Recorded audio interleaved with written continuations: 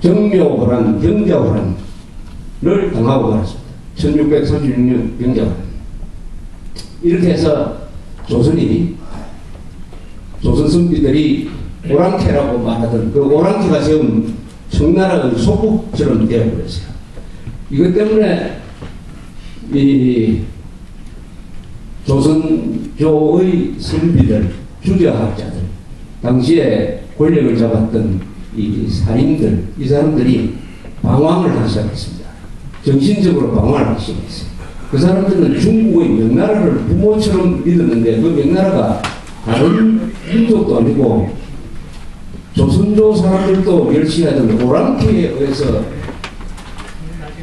정복이 되니까 이 오랑캐가 세운 청나라하고 어떤 관계를 유지하느냐에 대해서 정립이 안 되는 거예요. 힘이 세니까 일단 복속은 하긴 해야 되는데 속으로는 저 오랑캐들이 정권을 잡았으니까 하면서 속으로 들리는 거예요. 이게 아주 정신분열적인 위기를 겪게 됩니다. 여기서 회복하지 못합니다. 조선조의 지배층이. 그래서 스스로 문을 꽁꽁 닫아버립니다. 폐쇄적인 정책을 더 쓰면서 이제는 주자, 중국 이런 전통은 중국이 아니라 우리 조선이 이어간다 해가지고 소중화 의식을 가지고 뜻도 아닌 자존심, 실력도 뒷받침되지 않는 자존심을 가지고 나라를 이끌다가 결국에서는 식민지로, 일본 식민지로 가는 길을 걷거든요. 자, 그러다가 이제 19세기 아편전쟁을 시작을 해가지고 중국의 청나라가 이제는 존재하기 시작. 일본이 개화를 빨리 해가지고, 근대화를 빨리 해가지고, 명치유신 이후에 대륙으로 진출하기 시작합니다. 이때 또 한국이 그 영향을 받아서, 결론적으로는 우리가 식민지가 되어버렸다. 이것도 대륙에서의 영향이 한반도에 미친 또 하나의 작품입니다. 그러다가 1949년에 모택동에 의해서 중국이 한 100년에 걸친 그 분열과 수모의 시기를 마감하고 통일국가로 등장했습니다. 1949년에 모택동이 장개석 군대를 쫓아내고 중국을 통일했습니다. 같은 연도에 스탈린은 핵실험에 성공을 했습니다.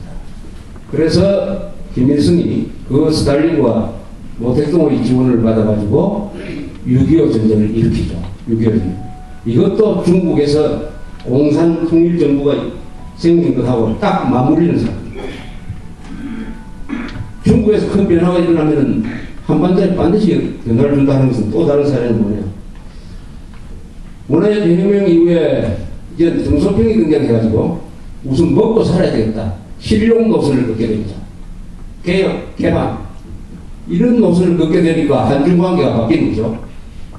어떤 경제적 관계로 갑니다. 그래서 92년에 노태우 대통령이 중국 정부와 수교를 합니다.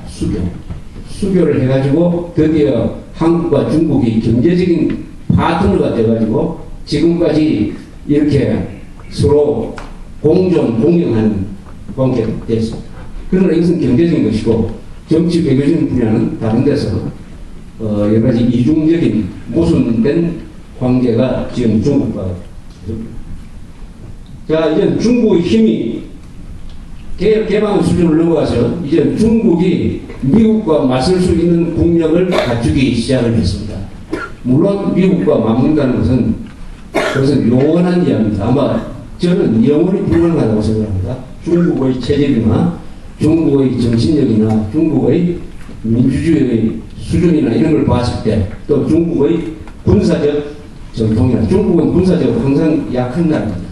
그래서 딱 사선 결단하면은 중국이 주변 국가한테도 져요. 베트남이 그런 거죠. 자, 이런 중국이 이제 세계 국가화, 세계적 국가화, 패권 국가가 지금 되고 있으니까 그 다음에 무슨 문제하고 맞물렸느냐.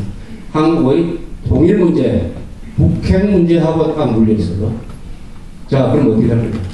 이런 문제가 나오고 있습니다.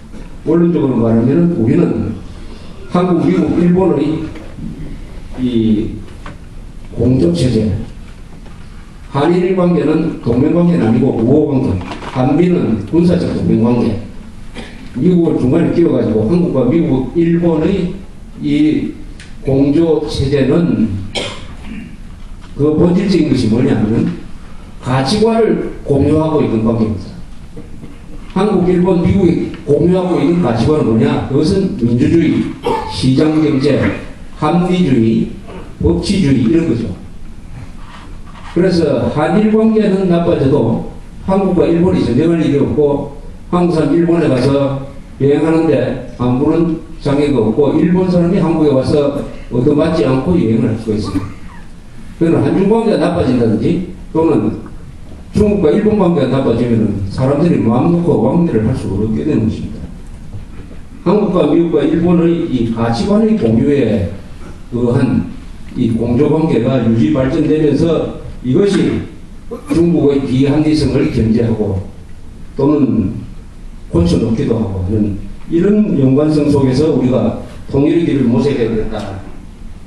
이런 생각을 이번에 유엔 안보리 결의가 무산되는 것을 보고 새삼 느꼈던 말씀을 드리겠습니다.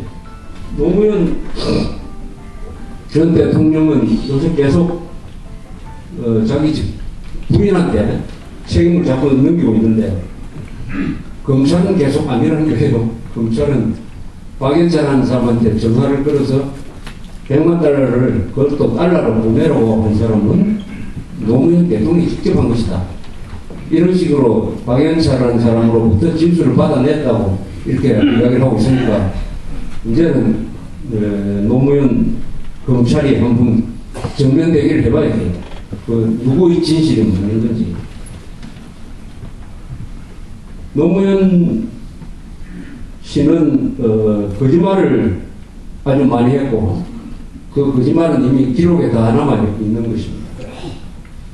후보 시절에는 상대가 아마 이인재 씨였던 것 같은데 그 장인이 남부당 요원으로서 양민 학살에 6.25 때 양민 학살에 가담한 적이 있는 문제를 가지고 자꾸 들이대니까 그렇다면은 아내하고 이혼하라 말입니까? 라고 얘기했어요. 아내하고 이혼하라고 누가 하지도 않았는데 본인이 만들어가지고 아내하고 이혼하라 말입니까? 라고 받아쳤는데 이런 말이 상당히 먹혔어요. 먹혔습니다. 이런 식의 논법을 쓰는 게 이 노무현 전 대통령의 특징이죠. 말하자면 아버지가 어린애 한 5살, 6살 처먹는 애들을 이렇게 회초리로 혼을 내면은 요놈이 온 동네방네 다니면서 우리 아버지가 칼로 나를 찔러 죽이려고 한다고 이야기하는 것과 똑같은 논법을 쓰는 사람이 이 노무현 씨. 요런 게 2004년 3월 11일 날 기자회견 할 때는 자기 형이 시골에서 사는 아주 순진한 사람인데 학교 잘 나온 사람이 출세해가지고 자기 형같이 순진한 사람을 계속 유혹한다는 식으로 이야기를 했어요. 그런데 그 사람이 순진한 사람이었느냐 아니냐 하는 것은 몇 달 전에 판명이 되지 않습니까? 이 청탁을 받고 뇌물을 받는데 이 보통 액수가 보통 사람하고 한 동그라미가 한 2개 좀 다른 사람이에요. 그래가지고 그 악랄한 거짓말을 본 남상국 대법원설 사장이 투신 자살했습니다. 그 사람들이 명예훼손으로 지금 고발을 해놨어요. 지금 노무현한테 걸려있는 고발 고소가 많습니다. 이 국민행동본부에서는 국가반의 혐의로 걸어놨습니다. 저 피고발인입니다. 또 피고소인입니다.